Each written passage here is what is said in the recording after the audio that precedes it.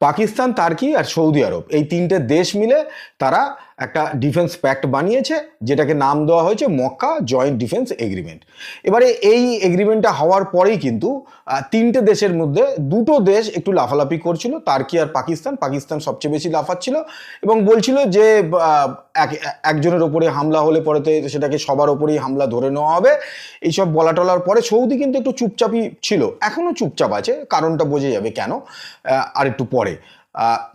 এইসব হওয়ার পরে মোটামুটিভাবে তার্কি বারেবারেই বলছিল যে এটাকে আমরা এক্সপ্যান্ড করতে চাই এবং এটাকে ইসলামিক ন্যাটো বানাবার একটা প্ল্যানিং ছিল।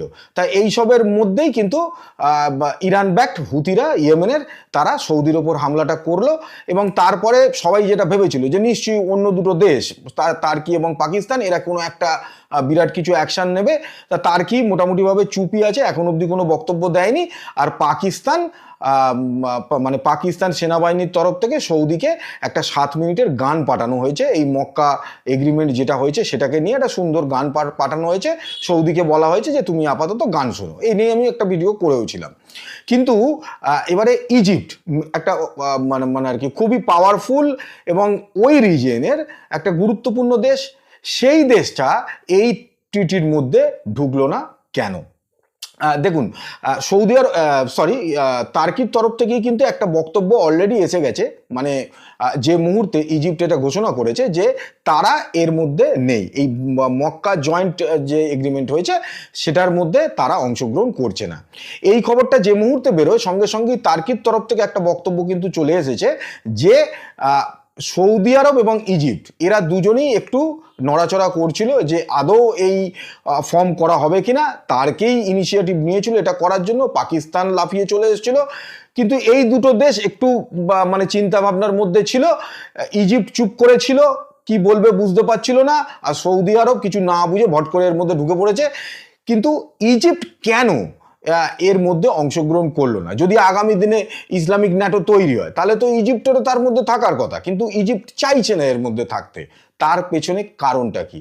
দেখুন, একদিকে যেমন এটা ঠিক যে এই তিনটে দেশ মিলে একটা অর্গানাইজেশন তৈরি হয়েছে, টার্কি, পাকিস্তান এবং সৌদি মিলে। ঠিক উল্টো দিকে, যার কোনো নাম দেওয়া হয়নি কিন্তু একটা গ্রুপ আছে, সেই গ্রুপটা হচ্ছে ভারত, ইসরায়েল এবং ইউএই।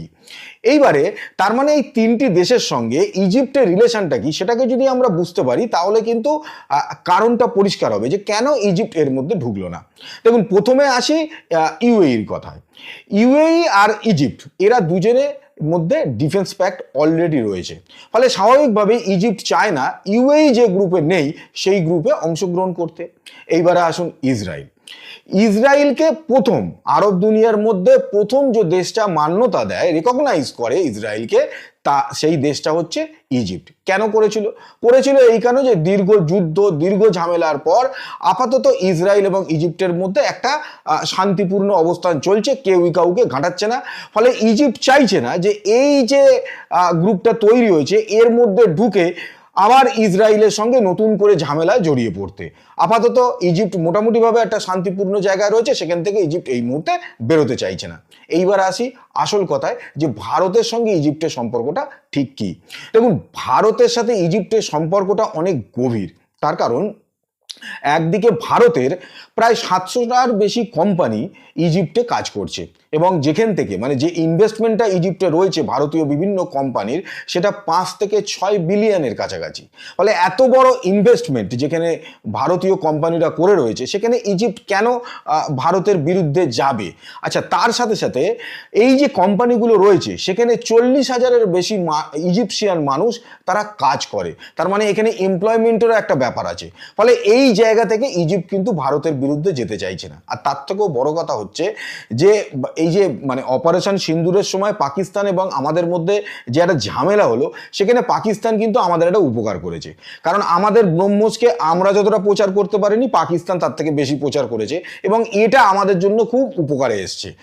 সেই কারণেই কিন্তু আজকে দুনিয়ার বিভিন্ন দেশ তারা আমাদের থেকে ব্রহ্মোস নেওয়ার জন্য লাইন দিয়েছে। অলরেডি আমাদের সঙ্গে চুক্তি হয়ে গেছে ইন্দোনেশিয়ার, ভিয়েতনামের এবং ইউএই লাইনে রয়েছে। ইউএই ব্রহ্মোস পাবে, কারণ এই মুহূর্তে ইউএর সঙ্গেও আমাদের সম্পর্কটা দারুণ, ফলে সেই জায়গা থেকে ইউএও ব্রহ্মোস পাবে।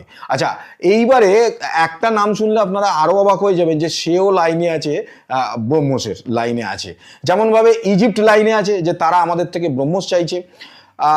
ব্রাজিল ব্রহ্মোস চাইছে। এবারে ব্রাজিল ব্রহ্মোস পাওয়ার কথা, তার কারণ হচ্ছে যেহেতু ব্রিক্স যে গ্রুপ রয়েছে সেখানে কিন্তু ব্রাজিলও রয়েছে, সেখান থেকে ব্রাজিলও আগামী দিনে পাবে। এই যে ব্রহ্মোসের লাইনে অবাক হয়ে যাবেন আপনারা যে সৌদি আরবও আছে। সৌদি আরবও আমাদের কাছ থেকে কিন্তু ব্রহ্মোসের চেয়েছে এবং ভারত এখানে চিন্তা ভাবনা করছে, কারণ ব্রহ্মোস কাকে দেওয়া হবে না হবে সেটা তো শুধুমাত্র ভারতের হাতে নেই, কারণ এইখানে রাশিয়ার একটা স্টেক রয়েছে। যেমনভাবে ভারতের এখানে 50.5% স্টেক রয়েছে আর রাশিয়ার রয়েছে 49.5%, ফলে সেখানে রাশিয়ার সম্মতিরও প্রয়োজন।